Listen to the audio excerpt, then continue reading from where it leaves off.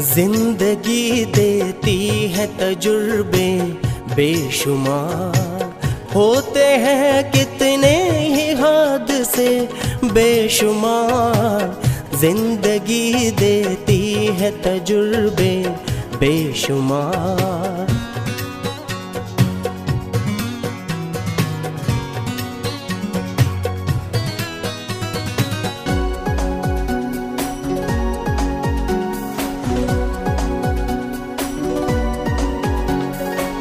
है मसरत की बरसात और गम कभी,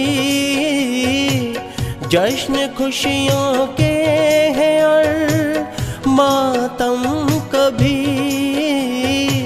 सुख का मौसम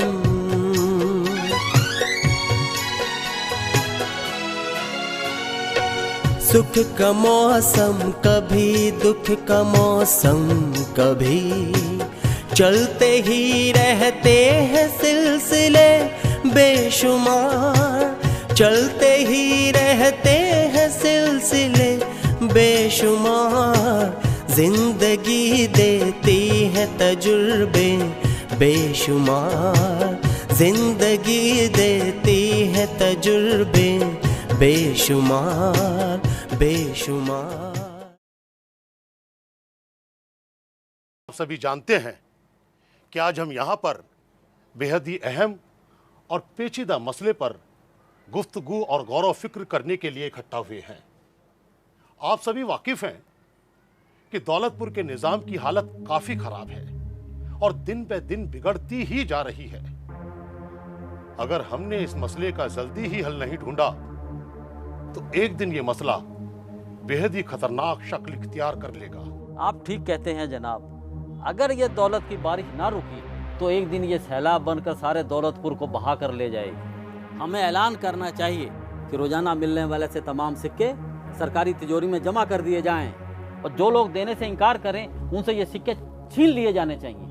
मेरे ख्याल से ऐसा करना मुसीबत को दावत देने के बराबर होगा।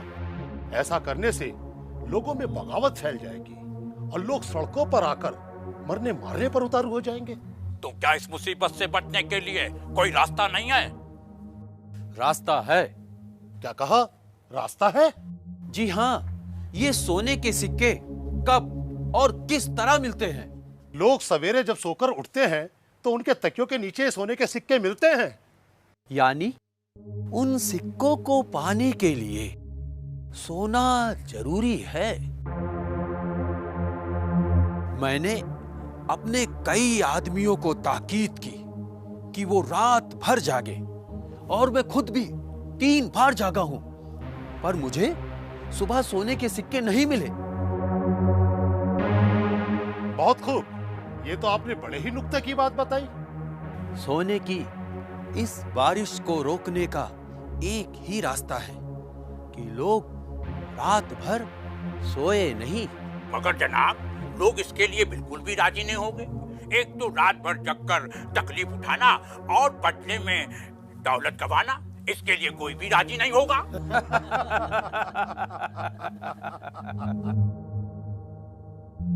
मोहतरम जनाब, मैं आप सभी लोगों को ये बता दूं कि ये हमारे मित्र हैं और इन्होंने हमारी मुसीबत को खत्म करने के लिए कुछ नया इजाद किया है। ये क्या है? बेख्वाबी का नुस्खा। जी हाँ, एक ऐसा नुस्खा जिसे लेने के बाद आदमी चाहकर भी सो नहीं पाएगा। फिलहाल हमने जो नुस्खा तैयार किया है उसे लेने के बाद आदमी पूरे 3 महीने तक सो नहीं पाएगा और हम जल्द ही उसे इतना दमदार बना देंगे कि आदमी 1 साल तक सो नहीं पाएगा।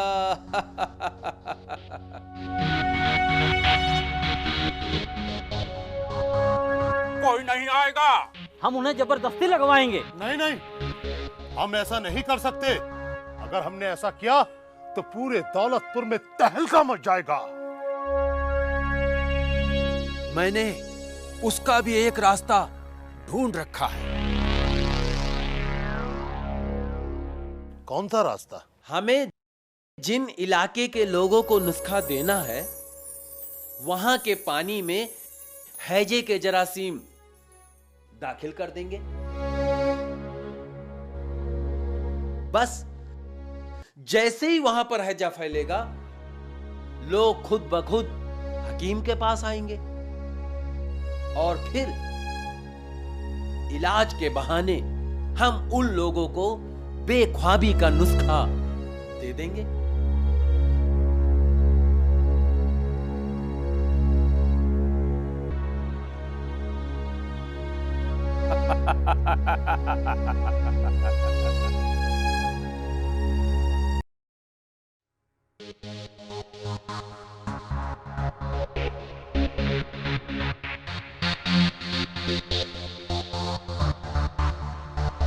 लोगों को जहरीला बना दिया है और वो लोग हमारे लिए मौत के फरिश्ते बन चुके हैं।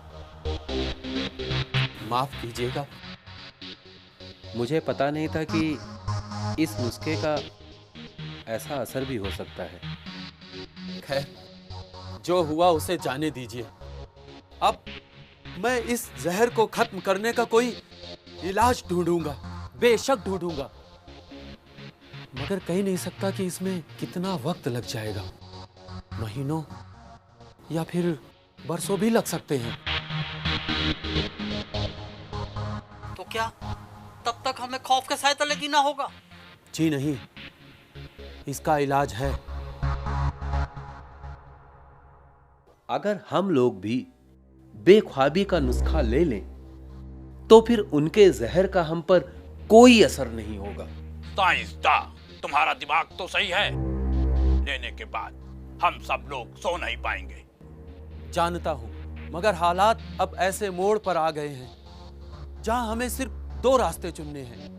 अब हमें फैसला खुद तय करना है कि हमें कौन सा रास्ता पसंद है, नींद या फिर जिंदगी।